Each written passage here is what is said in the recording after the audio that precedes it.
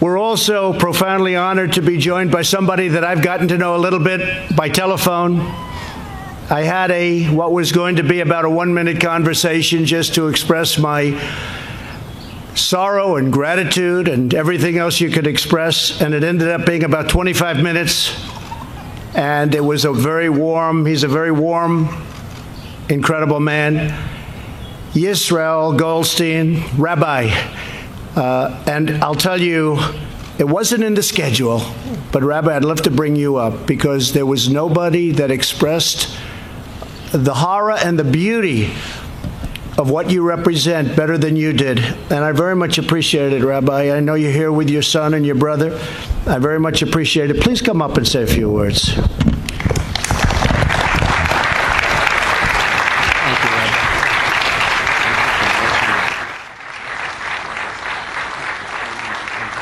You just have a good time.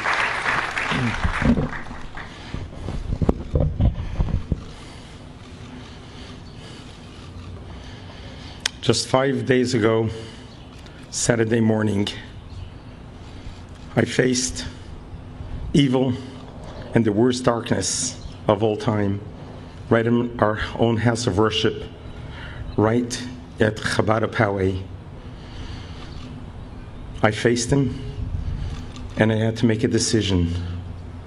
Do I run and hide, or do I stand tall and fight and protect all those that are there? We cannot control what others do, but we can control how we react. My dear Rebbe, Rabbi Menachem Mendel Schneerson, taught me the way we react to darkness is with light. It was that moment that I made a decision. No matter what happens to me, I'm going to save as many people as possible.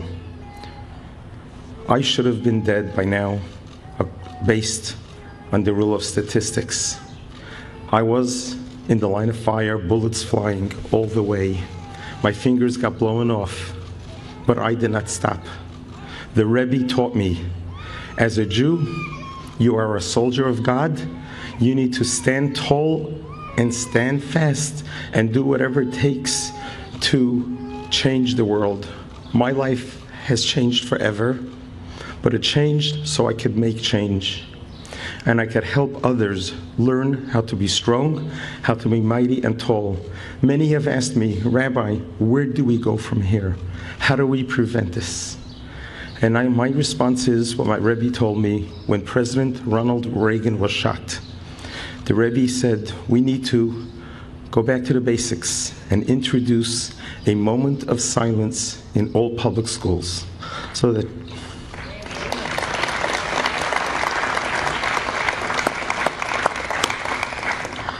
children from early childhood on could recognize that there's more good to the world, that they are valuable, that there is accountability, and every human being is created in God's image. If something good could come out of this terrible, terrible, horrific event, let us bring back a moment of silence to our public school system. I also want to thank the United States of America. I'd like to thank our dear, honorable Mr. President for being, as they say in Yiddish, a Mensch par excellence.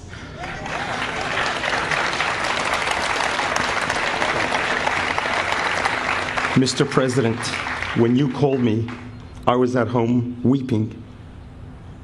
You were the first person who began my healing. You heal people in the worst of times, and I'm so grateful for that. So beautiful. That's so beautiful. Thank you. You have helped me bring great honor to Mrs. Lori Kay of blessed memory, a 60-year-old dear friend of our congregation. I've known her for 25 years, a staunch volunteer. She works for the Friendship Circle, an organization that helps children with special needs. This year, on June 2nd, we're doing a march in her memory to show that nothing is going to stop us. We're going to march with victory, and you helped us bring Lori Kay great honor. And God bless you, and God bless America. Thank you, Rabbi. That's so beautiful. Thank you very much.